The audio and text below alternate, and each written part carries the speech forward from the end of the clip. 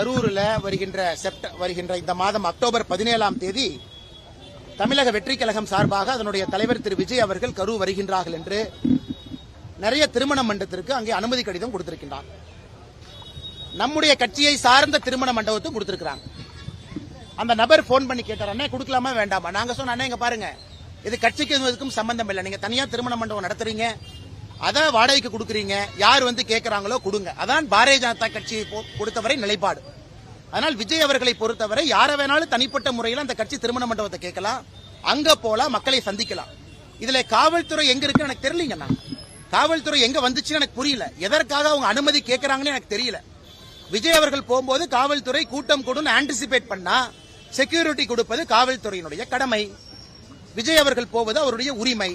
இதுல எனக்கு ரெண்டுமே புரியல. எதற்காக அனுமதி கேட்கறாங்கன்னு எனக்கு புரியல. காவல்துறை அவர்கள் எதற்காக இன்னைக்கு கொடுக்கறோம் நாளை கொடுக்கறாங்கன்னு சொல்றாங்கன்னு தெரியல. அதனால் நேரடியாக கரூர் சென்று பார்க்க வேண்டும் என்று நினைத்தால் பார்க்கட்டும். இதுல நாங்க எப்படி கருத்து சொல்றதுங்கன்னா, ஆச்சி ராயல் குலோப் ஜாமுன் பேக்ஸ் 1 வாங்கினால் 1 இலவசம்.